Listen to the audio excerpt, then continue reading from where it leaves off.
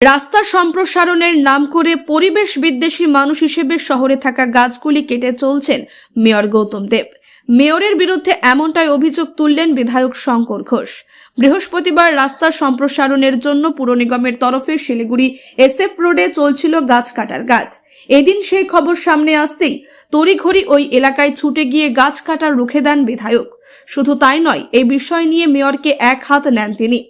সংবাদ মাধ্যমের মুখোমুখি হয়ে বিধায়ক বলেন, পার্কিং এর জায়গার জন্য যদি রাস্তার সম্প্রসারণ করতেই হয় তবে গাছ না কেটেও তা করা যায়। অবিবেচকের মতো গাছ না কেটে গাছ রেখেই তিনি রাস্তার সম্প্রসারণের কাজ করতে পারেন। এই গাছগুলি বহু পুরনো, এই গাছগুলিকে কাটার কোনো মানেই হয় না। অন্যদিকে এই বিষয়ে মেয়র গৌতম দেব জানান, কোনোভাবেই সেখানে গাছ কাটা হচ্ছিল না, গাছগুলিকে পুনঃস্থাপন করার কাজ চলছিল। এর আগেও গাছ পুনঃস্থাপিত করে সেগুলিকে বাঁচানো হয়েছে। পুর নিগমের তাদের বিরোধী দলনেতা রয়েছে, তারা পুর নিগমে এসে এই বিষয়ে আলোচনা করতে পারতেন বলে জানান মেয়র।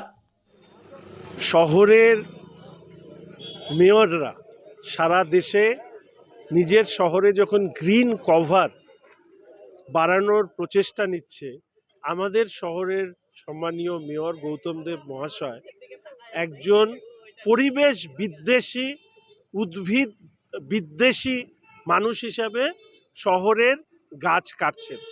এর আগেও আমি প্রতিবাদ করেছিলাম। আজকে আমার লিডার অফ অপোজিশন খবর দেয় অমিত জৈন, আমি SJDA যাওয়ার বদলে এখানে এসেছি। অনুরোধ করছি কর্পোরেশনকে, মেয়র সাহেবকে পুনর্বিবেচনা করবার জন্য। অবিবেচকের মতন এই রাস্তায় গাছ না কেটে গাছ রেখেই উনি যেটা চাচ্ছেন সেটা উনি করতে পারেন। আমার বারবার করে মনে হচ্ছে, এর আগে আমি বলেছিলাম মেয়র সাহেব মোহাম্মদ বিন তুগলকের মতন আচরণ করেন। এখন আমার মনে পড়ল যে যখন রোম সাম্রাজ্য ধ্বংস হচ্ছিল তখন নীরব বাঁশি বাজাচ্ছিলেন, আর আমাদের শহর শিলিগুড়িকে শ্মশানে পরিণত করছেন মেয়র সাহেব, আর শহরের মানুষকে উনি নিজের গলায় রবীন্দ্রসঙ্গীত শোনাচ্ছেন। এ এক অদ্ভুত সিমিলারিটি। তাই সেই জায়গায় দাঁড়িয়ে আমরা চাই যে এই সিদ্ধান্ত পুনর্বিবেচনা হোক, কারণ এই রাস্তা না NH, না স্টেট হাইওয়ে, না এই রাস্তায় এমন ট্রাফিক জ্যাম হয় যার জন্য এই রাস্তার সম্প্রসারণের প্রয়োজন। উনি নিজেই বলেছেন পার্কিংয়ের ব্যবস্থা করবেন। যদি পার্কিংই ব্যবস্থা করতে হয় তাহলে গাছগুলো রেখে করুন, নাহলে এই গাছগুলোর এক একটার বয়স মানে আমাদের জন্মের আগের থেকে এগুলো গাছ এখানে আছে। ইতিমধ্যে কিছু কেটেছেন, আর উনি একটা অদ্ভুত যুক্তি দেন, বলছে যে আমরা তো নদীর পাড়ে গিয়ে গাছ লাগাবো। তো এরপরে হয়তো উনি বলবেন যে নদীর পাড়ে গিয়ে শহরের মানুষ বাস করুন, আর মাঝে মাঝে শহরে আপনারা ঘুরতে আসবেন। শহরের ভেতরের সবুজটাকে রক্ষা করার জন্য মেয়র সাহেব উদ্যোগ নিন, বিকল্প ব্যবস্থা করুন, এই দাবি আমরা জানাচ্ছি। গাছ কাটা হচ্ছে না, প্রথম কথা এটা ভুল। সমস্ত দলের প্রতিনিধিদের নিয়ে আমাদের পরিবেশ কমিটি, এনভায়রনমেন্ট কমিটি পুর নিগমের আছে। গাছগুলোকে পুনঃস্থাপিত করা হচ্ছিল এবং আমি পূর্ত দপ্তরের সাথে কথা বলেছিলাম। এটা পূর্ত দপ্তরের কাজ, প্রায় 9 কোটি টাকার কাজ, 5 কোটি 98 কি 6 কোটি টাকার কাজ, রাস্তা প্রশস্তীকরণের কাজ। তো সেখানে 14টি গাছ যেগুলো রাস্তার ধারে, রাস্তা চড়া করতে গেলে রাস্তার ধারে পড়ছে, সেই 14টি গাছ আমরা বলেছি যে রাস্তাকে একটু সংকুচিত করে ওই 14টি গাছ যেন বাঁচানো হয়। PWD সেভাবেই করছে, কিন্তু কিছু গাছ একদম সম্প্রসারিত হবে যেই রাস্তা, সেই রাস্তার একদম মাঝখানে পড়ছে। সেই গাছগুলোকে ওখানে রেখে রাস্তার সম্প্রসারণ করা সম্ভব নয়।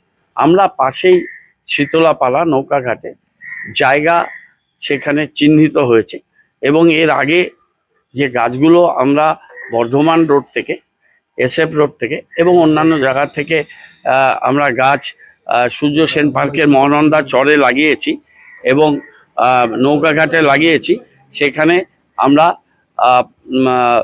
পরিবেশবিদ এবং আমাদের এনভায়রনমেন্ট কমিটিকে নিয়ে সেই জায়গাগুলো দেখিয়েছি। ইভেন গার্লস স্কুলে একটা গাছকে প্রতিস্থাপিত করা হয়েছিল, বয়রা গাছ, সেই গাছটিও বড় হয়েছে।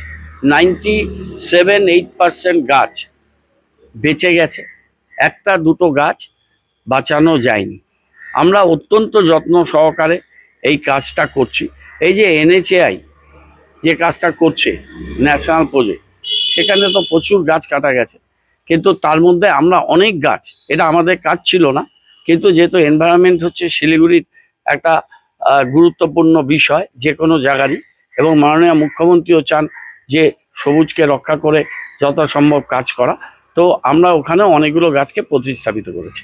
গাছগুলো প্রতিস্থাপিত হচ্ছিল, এই প্রতিস্থাপিত করতে গিয়ে তারা বাধা দিয়েছে, তারা বিষয়টি জানে না, তাদের পুর নিগমে তাদের বিরোধী দলনেতা আছে, তারা কর্পোরেশনে এসে আমাদের সাথে আলোচনা করতে পারতেন বা আলোচনা করতে পারেন, কিন্তু তা না করে গাছগুলোকে পুনঃস্থাপিত করা হচ্ছে।